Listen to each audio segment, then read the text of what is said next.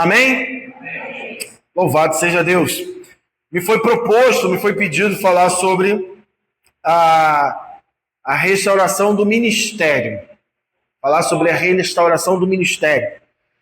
E eu comecei a pensar, e a primeira palavra que veio ao meu coração, quando me foi proposto isso, foi a restauração de um ministério que é muito negligenciado dentro da igreja evangélica, dentro da igreja, do corpo de Cristo.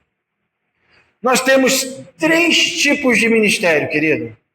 Tá? Talvez você esteja pensando em ministério pastoral, talvez você esteja pensando no diaconato, no oficialato dentro da igreja, talvez você esteja pensando na música. Não, existem 3 ministérios essenciais dentro do corpo de Cristo. O primeiro ministério é o ministério ao Senhor. O segundo ministério é o ministério uns aos outros. E o terceiro ministério é o ministério aos perdidos. Esses 3 ministérios são os principais ministérios dentro do corpo de Cristo. E de todos eles, o principal é o ministério ao Senhor, na qual ele é muito negligenciado dentro da igreja, dentro do corpo de Cristo. E é sobre esse ministério, a restauração desse ministério, que eu quero compartilhar com você nessa noite, com base no texto que também foi proposto de Joel, capítulo 2, verso 25. Então, se você quiser abrir comigo, Joel, capítulo 2, verso 25, eu não sei se tem a projeção ali, tem o texto bíblico. Eu uso a NVT, então se puder ser na NVT, sou eternamente grato. Caso não possa ser, eu também sou grato. Tá bom? Eu uso a NVT, nova versão transformadora. Tá? Então, Joel, capítulo 2, verso 25. Joel, capítulo 2, verso 25. Tu tem a NVT? Essa é a NVI. Essa é a nova versão internacional. É a NVT, nova versão transformadora. Aí, varão, tá vendo aí? Eu vou te dar 50 anos de vida. Você não trouxe água. Se trouxesse água, seria 100. Mas como você botou só 50, tá bom, né? Tá bom. Amém, gente? Se você abra a sua Bíblia, eu brinquei no sermão de domingo passado que eu ministrei na igreja, que eu nunca imaginei que um dia a gente falaria: abra sua Bíblia, seu tablet, seu smartphone. Então, abra sua Bíblia, seu tablet, seu smartphone. Se não quiser abrir nada, tem a facilidade também do texto ali. Então, vamos ler. Diz assim: eu lhes devolverei o que perderam por causa dos gafanhotos migradores, dos salteadores, dos destruidores e dos cortadores. Enviei esse grande exército devastador contra vocês. Então eu quero que nós venhamos a compreender esse texto a partir dele nesta noite. Quero falar sobre a restauração da presença do Senhor. É algo que, infelizmente, a gente tem visto uma negligência violenta dentro do corpo de Cristo, principalmente dentro da igreja brasileira. O livro de Joel, querido, revela uma nação devastada. O povo havia se afastado de Deus e a terra estava em ruínas, símbolo da vida espiritual destruída. Mas Deus promete algo extraordinário. Ele diz: eu lhes devolverei os anos perdidos. Não se trata apenas de recuperar a colheita, mas de restaurar o altar, o coração de adoração, a comunhão e a sensibilidade que precisamos ter com a voz de Deus. Porque muitas vezes você ouve tudo. É muitas vozes que vão falando à nossa volta. E pela quantidade de vozes, porque você precisa compreender algo no teu coração, em nome de Jesus. Pode ter 30 mil vozes falando à sua volta. Se você conhece de fato a voz do Senhor, nada vai lhe atrapalhar em reconhecer a voz do Senhor falando com você. O grande problema é que às vezes nem tem 30 mil vozes falando com você. Às vezes tem 3, 4, 5 vozes falando na sua cabeça. Mas por você não conhecer a voz do Senhor, você não consegue identificar se ele está falando ou não.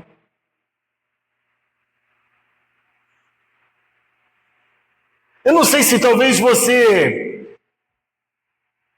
tem algum sinal de infância e que te remete? Por exemplo, quando o pai chegava do trabalho, a gente morava no 3º andar da Avenida Antenor Navarro, lá em Brasipina, Rio de Janeiro.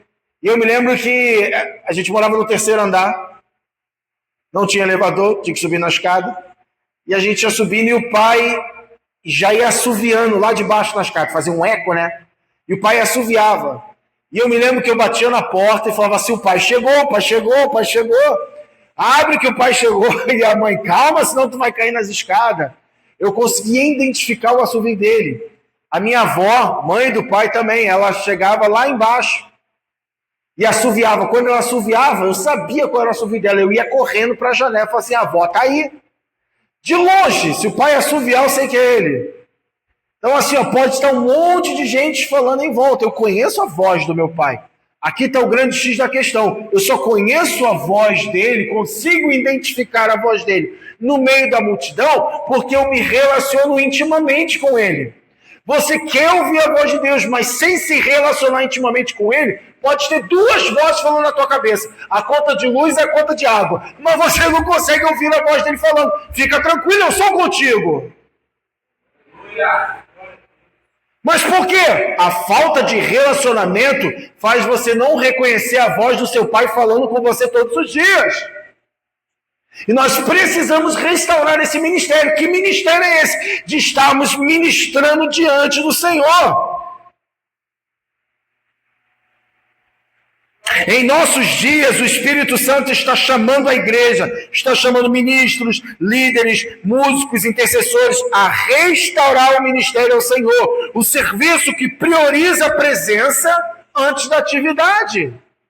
Nós precisamos priorizar o desfrutar da presença de Deus. Mas às vezes nós só nos reunimos para falar sobre coisas e não está em torno, em volta da presença dele. Eu me lembro de uma vez, eu estava numa reunião de pastores, de um conselho de pastores de uma cidade lá no Rio Grande do Sul, e eu me lembro que um dos pastores, ele chegou e falou assim, não, vamos fazer isso, fazer aquilo outro e tal, vamos decidir sobre a marcha para Jesus. E eu me lembro que, posso falar? Pode. Por que a gente não ora para saber se o Senhor quer que a gente faça isso ou não? Foi a minha sugestão. Por que a gente não ora para saber se Ele quer que a gente faça todo esse movimento ou não? E a resposta daquele pastor para mim foi assim, não, hoje a gente não veio para orar, hoje a gente veio para decidir. Falei, então é muito fácil eu virar para Deus e falar assim, Deus, é isso que eu vou fazer, o Senhor só abençoa. Aí tu quer que as coisas aconteçam? Não vai! Não vai!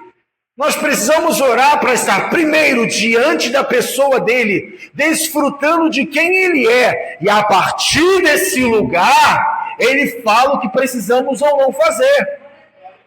Mas não queremos. A gente quer que o Senhor aprove e abençoe nossos planos.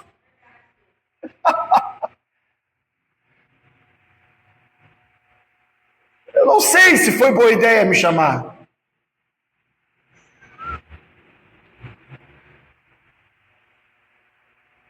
O que eu quero nessa noite é incendiar o seu coração pelo desejo de buscar a presença dele, para receber algo não, simplesmente por quem ele é.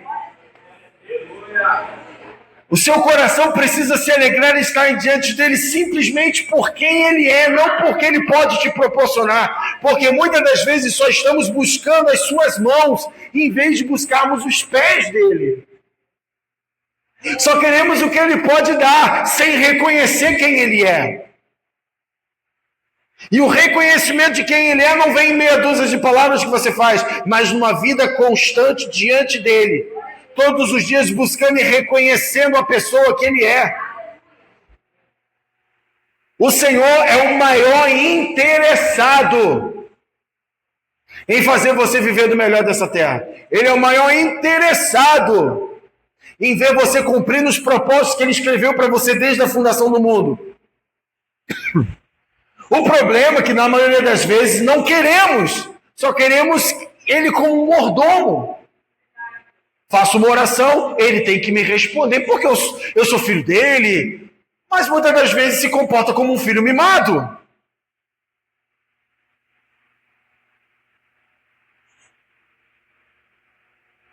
Quem tem filho e permite que o Espírito Santo ministre através dos seus filhos na sua vida, vai entender o que eu vou falar. Você gosta quando seu filho é mimado? Você gosta quando você fala 10 vezes com o seu filho e parece que ele tem um tampão no ouvido? E ele não ouve nada que você está falando? Você não é possível, eu devo ter... Quando... lava a louça para mim, parece que o filho entende assim... Parece que entende assim... Entende? Só acontece lá em casa isso. Isso não acontece com vocês. Só acontece lá em casa. Ou quando seu filho fala assim, não, já vou fazer. 4h30 depois você já fez. Não, daqui a pouco eu vou fazer. Não, o senhor está de brincadeira comigo, né? Isso não acontece aqui no Paraná, só no Rio de Janeiro. Aqui não acontece, só no Rio de Janeiro. Querido, é a mesma coisa você e Deus. O casamento faz você crescer, mas os seus filhos que santificam a tua vida diariamente. Guarda isso no teu coração, é o teu filho que te santifica. Que é quando você olha e fala assim, não, Senhor, não me dá força, me dá paciência, que se me der força eu mato, Senhor.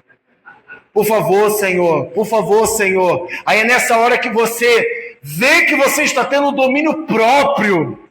Ai, Senhor, eu estou buscando a tua presença, porque eu não matei ele hoje. É a mesma coisa o Senhor. O Senhor está dizendo o tempo inteiro para mim e para você. Eu só não te mato hoje porque as minhas misericórdias se renovaram mais uma vez na sua manhã. Ainda bem, Jesus. E eu me incluo nisso. Não é porque eu estou com o microfone que eu sou diferente. Negativo. Eu sempre costumo dizer isso por onde eu passo. É um pecador falando para um bando de pecador e um bando de pecador tentando fazer o certo. Porque estar aqui e ter um título ou um PR na frente do nome não me faz melhor, me faz mais responsável. Só que a minha maior responsabilidade não é com a reputação do PR que tem na frente do meu nome. A minha maior responsabilidade é viver uma vida para a glória de Deus, porque para isso eu fui criado. Eu não fui criado para ser pastor, eu não fui criado para ser pai, eu não fui criado para ser marido. Não! Ai, pastor, a gente foi criado para quê? Eu fui criado para o louvor da glória de Deus. Quando eu entendo que eu fui criado para o louvor da glória de Deus, a partir desse lugar, eu me torno um marido para a glória de Deus, um pai para a glória de Deus, um pastor para a glória de Deus, um profissional para a glória de Deus, um empresário para a glória de Deus. Só que isso só acontece a partir de um lugar de ministração ao Senhor. Ministério ao Senhor não é você chegar diante do Senhor, eu te abençoo. Não é isso não. Ministério ao Senhor é você estar diante dele, reconhecendo quem ele é. A sua santidade, a sua soberania, a sua bondade, a sua magnitude. É você estar diante dele simplesmente pelo fato de quem ele é e não do que ele pode te dar. Porque não se esqueça, ele é o Senhor do ouro e da prata. Aquilo que para mim e para você tem um valor incomensurável, que é o ouro, para ele é chão de rua. Então aquilo que é difícil de encontrar aqui, na eternidade vai ser rua de ouro. Então o Senhor não tem problema nenhum em nos abençoar.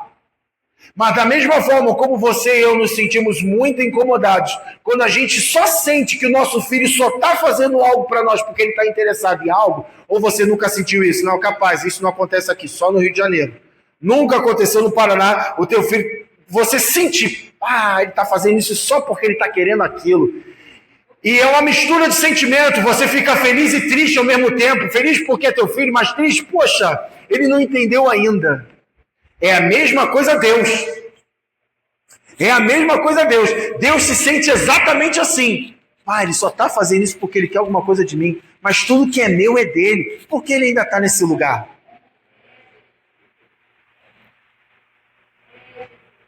Aí a gente fica como filho pródigo. Não, quando eu voltar, ele decora um texto. Não, eu quero ser teu servo. Você sabe que o filho pródigo, a história não é sobre ele, a história é sobre o pai.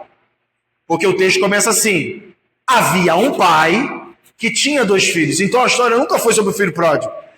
Eu e você nunca vamos ser protagonistas. A história sempre é do Senhor. É só ler o texto, fazer uma boa hermenêutica, está escrito, não estou inventando. Havia um pai que tinha 2 filhos. E um filho está dizendo assim, não, eu vou voltar, e eu vou falar assim, eu só quero ser teu servo. Aí o pai olha, não entendeu nada. Botou um anel, deu autoridade, calçou os pés, botou capa, deu cajado. Colocou ele num lugar na mesa. E o outro filho, poxa, mas eu estava aqui, tu não deixou matar nem um bodezinho, nem uma ovelhinha. Mas você também não entendeu nada. É a mesma coisa. Tem muito crente que não entende. Aquele que está fora, aí acha que quer vir para cá, para dentro do corpo de Cristo, e acha que vai vir como servo. E o Senhor, você não entendeu nada, você é meu filho. E muitos que estão aqui dentro estão agindo como servo e não estão desfrutando da paternidade de Deus sobre a vida. Por quê? Porque não se relacionam com o Pai. A restauração do ministério ao Senhor é se relacionar, ter intimidade com o Senhor. Amém ou não amém? Amém. Glória a Deus, espero que você esteja entendendo isso nessa noite. O ministério ao Senhor é o fundamento de todo ministério eficaz. Sem intimidade, o serviço perde vida. Mas quando servimos a partir do lugar secreto, tudo o que fazemos se torna fruto da presença.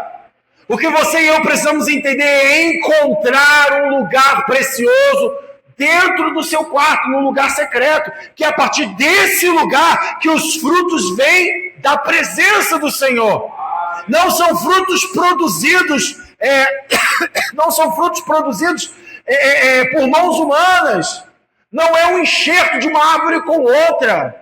É um fruto que vem da presença dele.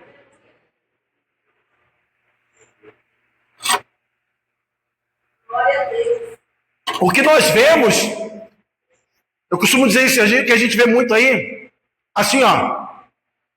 Quando você vê uma moça, uma mulher grávida, ok? Você vê ela com aquele barrigão. Vamos já pensar no barrigão. Pense aqui comigo. Você olha para aquela barriga e você sabe que existe um neném ali dentro, sim ou não? Mas você não sabe se é menino ou se é menina. Você só sabe que tem um neném. Aí o que acontece? Aquele neném está guardado ali dentro, está protegido, está alimentado, está bem guardadinho, está tudo tranquilo ali dentro. Sabe o que é isso aí? É eu e você gerando o que o Senhor depositou dentro de nós. Porque é só no lugar de intimidade que marido e mulher se encontram e a partir do altar do leito vem o fruto que é um filho. Sim ou não? Amém? Deu para entender isso que eu estou falando? Logo, o fruto vem a partir de um lugar de intimidade. Você não vê ninguém se relacionando na rua.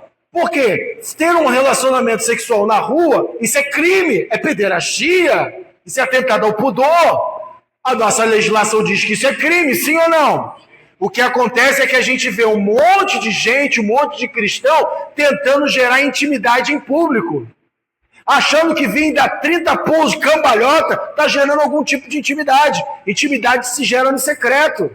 Aí sabe o que a gente vê? A gente vê um monte de gente com gravidez psicológica. Não se relaciona com Deus, até tem barriga, mas não tem nada dentro. Não está gerando nada. Porque tudo que eu e você precisamos gerar precisa ser a partir de um lugar de intimidade com a presença. E é isso que Ele quer restaurar na minha vida, na tua vida, nas nossas famílias, nos nossos filhos, nas nossas igrejas. Um lugar que a gente está pouco preocupado com a atividade, mas muito preocupado em preparar um lugar de descanso para a presença dEle. Não darei descanso aos meus olhos, nem repouso às minhas pálpebras, até encontrar um lugar de descanso, uma morada para ti. Foi o que o salmista escreveu.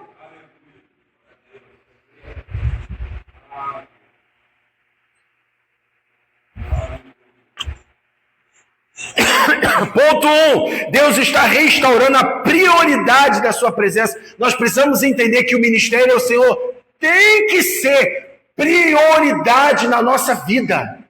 Não existe nada mais que seja prioridade do que ministrarmos diante do Senhor.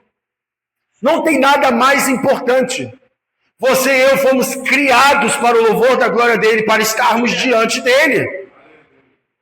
Eu sempre costumo dizer isso, eu sempre falo sobre isso, E eu falo muito isso quando ministro sobre música, louvor e adoração para o pessoal da música. Eu faço isso, querido, falando sobre música, eu falo pelo menos há 30 anos. Pelo menos.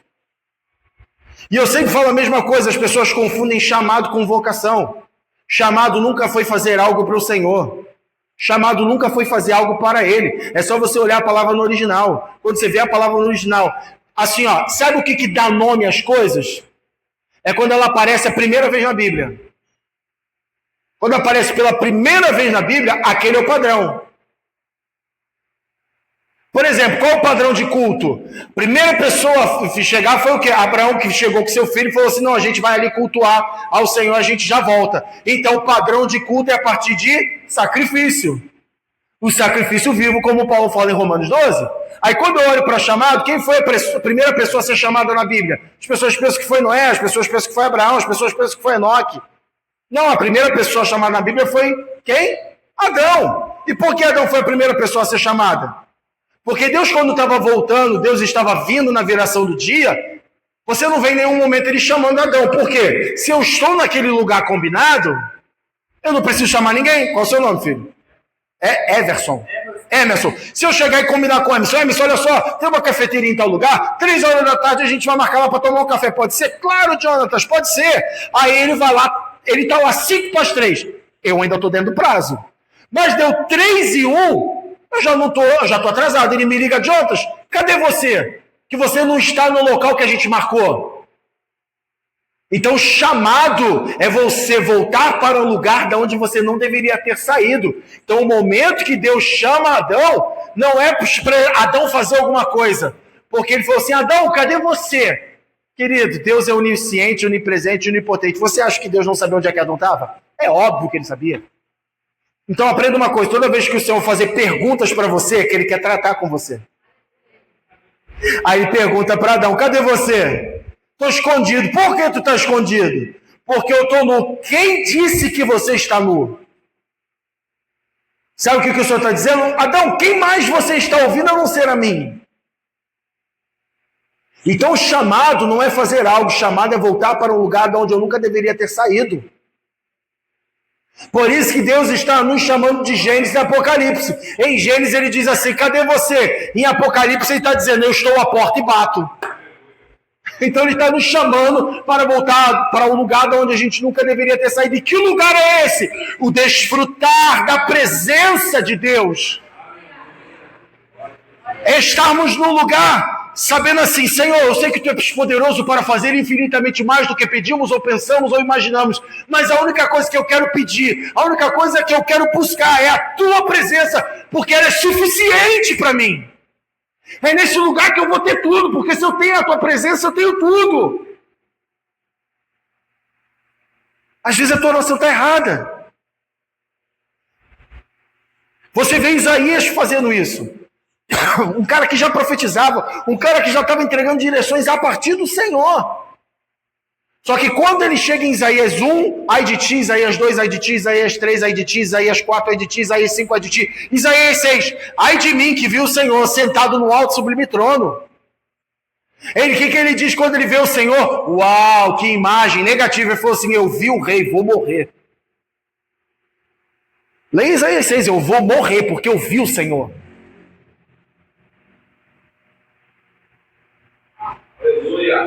Aí Deus começa a falar, Isaías, só por estar na presença do rei, ele já diz, eu sou um homem de lábios impuros e habito no meio de um povo de lábios impuros. Ah, Isaías, você reconheceu isso dentro da minha presença, né? Peraí que eu vou resolver esse negocinho. Pegou uma brasa, tiraram no altar com matenais, o anjo foi lá e colocou na boca. Querido, já fez churrasco?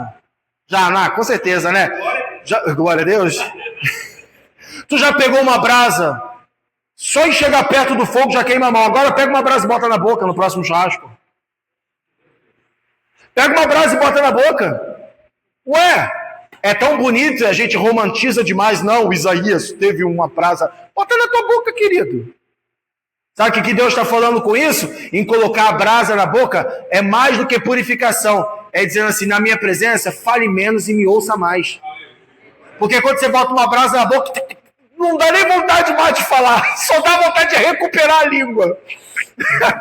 A gente só morde a língua, a gente já entra em pânico. Imagina queimar com uma brasa viva tirada do altar. Nem o anjo teve coragem de botar a mão, pegou com uma tenaz e foi direto na boca do homem. E o Senhor está falando na minha presença, me ouça mais. Eu tenho mais para te dizer do que você dizer para mim. Até porque ele te conhece, ele escreveu todos os seus dias quando você ainda estava em fome na barriga da sua mãe. E Salmo 139 diz isso bem claro para a gente. Estão comigo? Só que nós precisamos restaurar, trazer essa prioridade em buscar a presença genuína dele. Aí, a gente lê em Joel 2:12 e o 13 que diz, mas agora diz o Senhor, voltem-se para mim de todo o coração, venham a mim com jejum, com choro e com lamento, rasguem o coração e não as roupas, voltem para o Senhor seu Deus, pois ele é misericordioso e compassivo. O que o Senhor está dizendo? É muito claro, ele falou assim, não, vocês não vão me comprar rasgando roupa. Eu quero que vocês rasguem o coração. Quando ele diz rasgar o coração, sabe que ele está falando assim, quebra o teu orgulho já te trouxe até aqui e só te trouxe para lugar ruim, quebra o teu orgulho. Tira a tua arrogância, a tua prepotência, a tua altivez, a tua dura cerviz. Não. Eu quero que você rasgue o coração com muito jejum, com muito lamento. Bota todo mundo para jejuar, até as crianças de peito. Com Deus a coisa é séria, querido, não brinca com Deus não. É furada brincar com ele. Antes da restauração vir sobre a terra, ele precisa vir sobre o coração. O ministério ao Senhor começa com arrependimento e retorno à presença dele. Estão comigo? Amém. Quando eu leio em Romanos 11:36, diz assim, pois todas as coisas vêm dele, existem por meio dele e são para ele. A ele seja glória para sempre. Amém. Querido, eu chamo isso de tríade. Quem é músico sabe o que é uma tríade. Eu chamo isso de tríade da adoração. Dele, por ele, para ele são todas as coisas. Não tem como fugir disso. Não para onde fugir. Tudo veio dele, tudo converge nele novamente. É tudo sobre o Senhor. Ele é o centro de tudo e de todos. Ele é o centro do cosmos. Ele é o centro do universo. Tudo emana dele, tudo volta para ele. Você querendo ou não, ele continua sendo Deus. Romanos 12:1, ofereçam seus corpos a Deus por causa de tudo que ele fez por vocês, que eles sejam um sacrifício vivo e santo, do tipo que Deus considera agradável. Essa é a verdadeira forma de adorá-lo. Verdadeira forma de adorar o Senhor é você ter um entendimento. Meu Deus, olha o que ele fez por mim. O verbo encarnado, o próprio Deus veio nessa terra em obediência para morrer por mim. Claro, primeiro para saciar a ira de Deus, como diz em Romanos 5. Veio para saciar a ira. A gente não é o último biscoito do pacote, não. E se a gente é o último, porque a gente é o mais quebrado. Tá? Então, assim, a gente não é o último biscoito do pacote, não. Primeiro ele veio para saciar a ira de Deus, porque os nossos pecados ofendem a Deus todos os dias. Tenha um entendimento disso. O meu e o seu pecado ofende a santidade de Deus todos os dias. A causa de nós não sermos consumidos é o sangue de Cristo que nos cobre. Então, tendo esse entendimento, eu preciso renovar minha mente e entregar o meu corpo pelo que ele fez por mim. Então eu preciso sacrificar essa carne por amor a ele. É isso que Paulo está tentando dizer. 1 Pedro 2,9 diz, vocês são sacerdotes do rei, para proclamarem as maravilhas daquele que os chamou das trevas para a sua maravilhosa luz.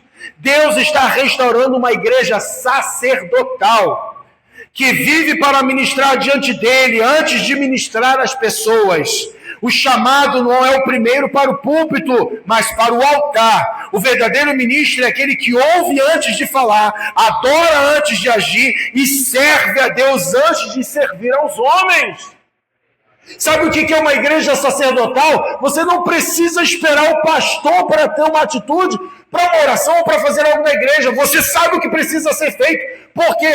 Apocalipse fala que nós fomos constituídos reis e sacerdotes. Então você já tem um entendimento como rei e tem um entendimento como sacerdote. Você governa e você entrega sacrifícios. Estão entendendo ou está rápido demais? Eu espero que sim. Espero que você permita o Espírito Santo ministrar isso ao seu coração. Deus está restaurando essa igreja sacerdotal. Em Atos 13:2, aí que eu queria chegar, diz assim: certo dia, enquanto esses homens adoravam o Senhor e jejuavam, o Espírito Santo disse: separem Barnabé e Saulo para o trabalho ao qual os chamei. Ei, faça um raciocínio bem rápido aqui comigo. Não preciso ser rápido, que eu quero pregar ele todo. Mas faça um raciocínio bem rápido comigo. O texto de Atos fala Barnabé e Saulo, ok? Era um cara que tinha meio que acabado de se converter. O cara estava entendendo algumas coisas ali no Senhor. Ele estava sendo ministrado ao Senhor. Aí você entende. Você acha que se aquela igreja, aquele pessoal em Atos, não estivesse buscando a face do Senhor, vocês acham que por conta própria eles enviariam Saulo? Mas claro que não! Eles só enviaram, sabe por quê? Porque o Espírito falou, mas o Espírito falou a partir de quando? A partir deles estarem no lugar, simplesmente desfrutando da presença e ministrando ao Senhor e a sua santidade. A partir desse lugar, eles enviam um cara que eles nem imaginariam quem ele ia se tornar. Mas se você não sabe, Paulo é responsável por escrever 80% do Novo Testamento. Paulo é responsável por toda essa teologia que nós temos hoje. Paulo foi responsável não por evangelizar uma rua, não por evangelizar um bairro, ou uma cidade, ou uma nação. Paulo foi responsável em evangelizar todo um continente. Um continente inteiro foi evangelizado por Paulo. Sabe onde começou tudo isso? Porque a gente só vê o final, mas a gente não vê o início. E qual foi o início? O início não foi assim, não, eu estou te chamando, não. Foi o início a estar ajoelhado diante da presença do Senhor, querendo ouvir o que tem que ser feito? Não, só desfrutando da presença. Foi assim que aconteceu com aqueles 120 que estavam aguardando a descida do Espírito Santo. Eles estavam ali ministrando diante do Senhor. Não aconteceu no primeiro, no segundo ou no terceiro dia. Porque o Senhor quer ver até onde você vai perseverar e entender que o melhor lugar que você e eu podemos estar é desfrutando da presença.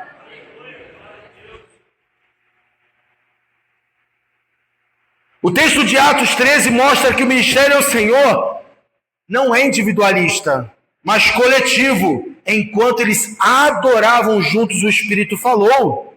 É isso que nós precisamos restaurar dentro do corpo de Cristo. O Senhor não vai mais agir como ele agia no Antigo Testamento, só levantando um profeta. O que ele está levantando agora são reis e sacerdotes, uma nação santa, um povo escolhido que entende que é sacerdote, que é rei, e juntos ministrarão diante do Senhor. E a partir desse lugar terão as direções do que se precisa ser feito nessa rua, nesse bairro, nessa cidade, nessa nação. Você e eu só vamos saber o que o Senhor quer fazer a partir dessa igreja. Não só uma pessoa trazendo direção, mas o que o Espírito diz pro corpo.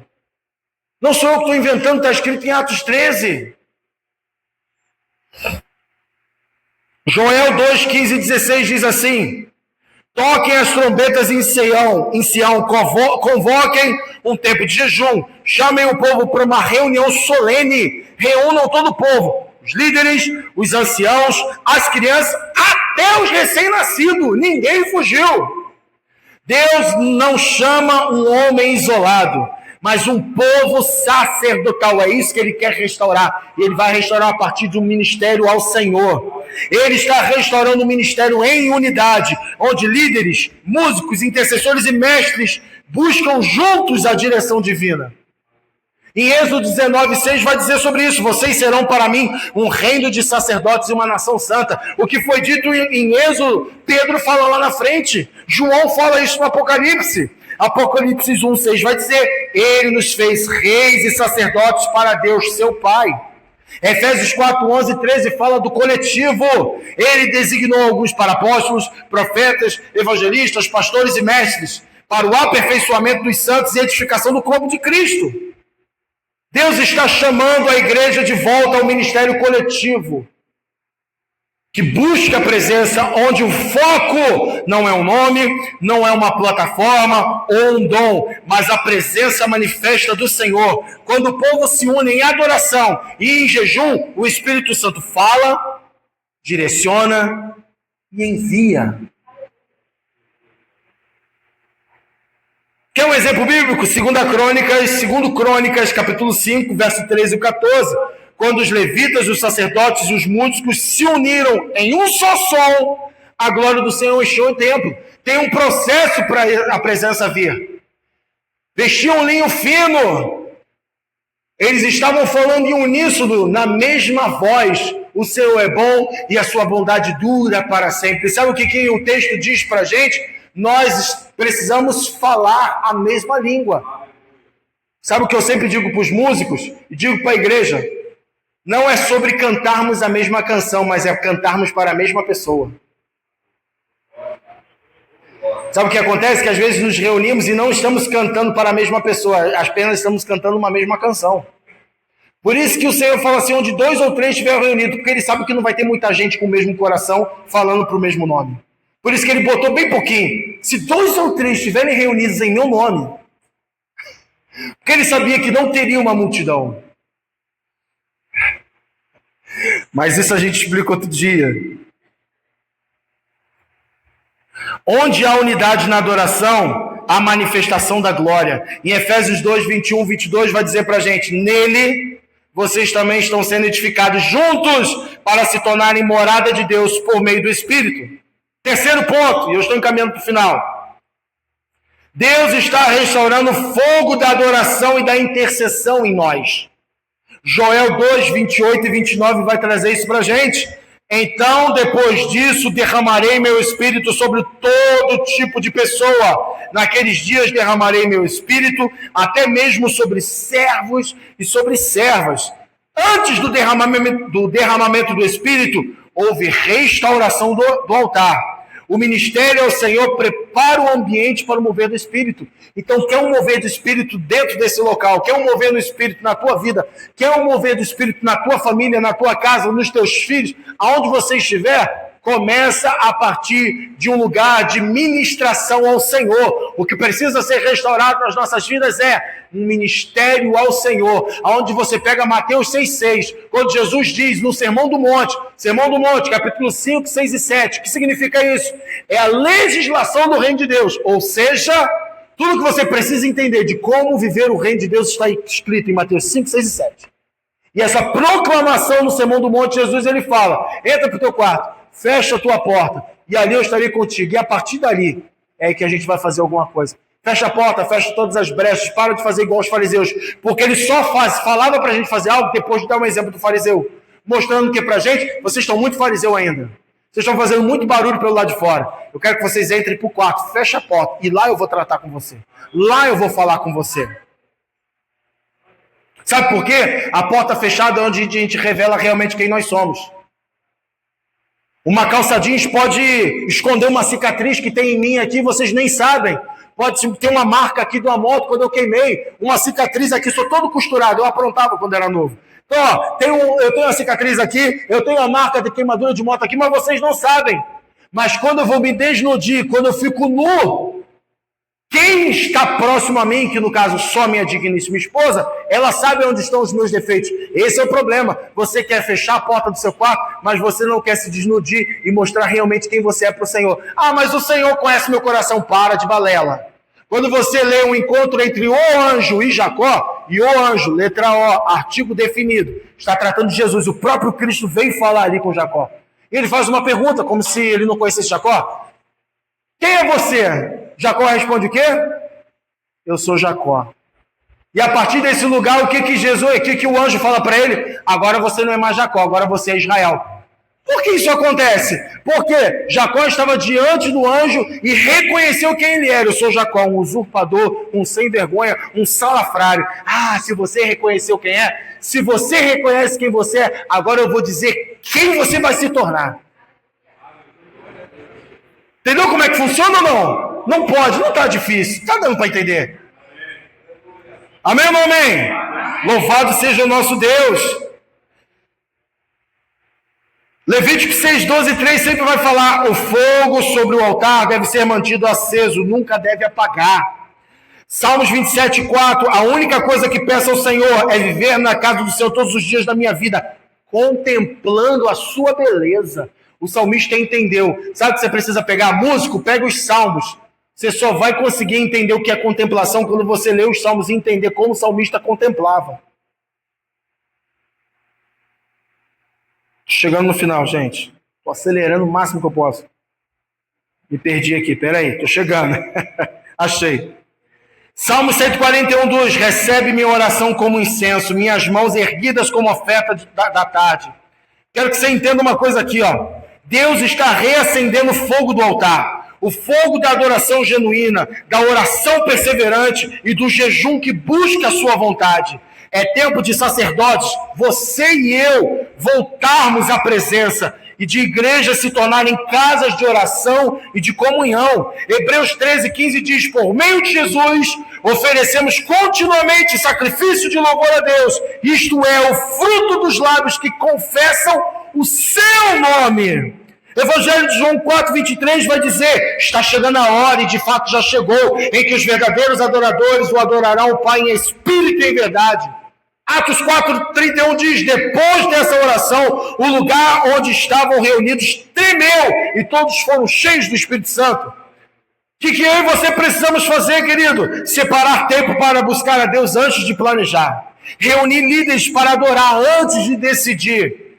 Jejuar e orar em comunidade até ouvir o Espírito falar. E se ele demorar para falar, não importa, continuaremos nesse lugar. Porque nós entendemos que aonde precisamos estar e para quem fomos criados é estar contemplando a beleza da sua santidade. Ah, mas é chato demais ficar esperando. Então você ainda não entendeu quem é o Senhor, o Criador de todo o universo. Esse é o padrão de Atos 13, adoração antes da ação. Querido, eu estou entregando ouro para você aqui. Estou entregando ouro. Joel 2:25 diz, o Senhor diz, eu lhes devolverei o que perderam nos anos em que os gafanhotos destruíram. Deus não está apenas restaurando ministérios visíveis. Ele está restaurando o coração sacerdotal do seu povo. O Senhor está levantando uma geração de adoradores e sacerdotes que ministram primeiro a Ele e depois ao mundo. Não adianta nós irmos lá para fora e queremos falar de quem a gente não conhece, de quem a gente não se relaciona. Não adianta. Salmos 24, 7 e 9 vai dizer para a gente, abram-se os portões. Abram as portas antigas para que o Rei da Glória entre. O Rei da Glória está voltando a entrar nas igrejas, ministérios e casas onde há um altar encediado, um altar como diz em Levítico, todas as manhãs o altar ali se coloca lenha e todos os dias o fogo não se apagará, ele permanecerá queimando diante do altar. Ele está buscando esse altar, ele está buscando unidade e uma adoração verdadeira. Fique de pé comigo. Fique de pé comigo. O Senhor te chama hoje para restaurar esse ministério ao Senhor. Talvez os gafanhotos tenham consumido o tempo, o foco e a paixão. Mas assim diz o Senhor, eu lhes devolverei os anos perdidos. É um tempo de restauração, é um tempo de restituição, é um tempo de cura e de novos começos. Se você entender um lugar de ministério ao Senhor. Eu tenho alguns tripés dentro da minha vida. Um é zelo, paixão e devoção. Escrevi uma canção sobre isso, no futuro eu devo gravar ela. Zelo, paixão e devoção. E outro tripé que queima sempre no meu coração é fogo nos lábios, paixão no coração e lágrimas nos olhos. Nós só reconhecemos esse lugar se nós estivermos diante do Senhor. Com permissão do pastor da casa, eu queria te convidar aqui na frente.